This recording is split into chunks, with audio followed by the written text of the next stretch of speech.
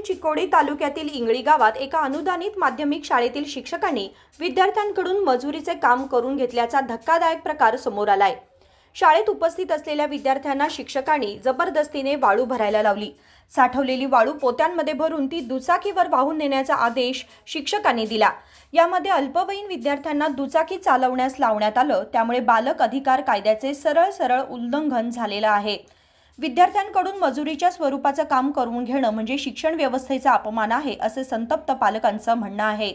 शाळा प्रशासनानं यावर स्पष्टीकरण द्यावं आणि दोषी शिक्षकांवर कारवाई करावी अशी मागणी पालक आणि ग्रामस्थांनी केली आहे। या गंभीर प्रकाराची त्वरित चौकशी करून संबंधित दोषींवर कठोर कारवाई होणार का, की हा प्रकार दुर्लक्षित राहणार, असा सवाल देखील ग्रामस्थांमधून उपस्थित केला जातोय। उदय होसमणी, KMM मराठी, चिकोडी।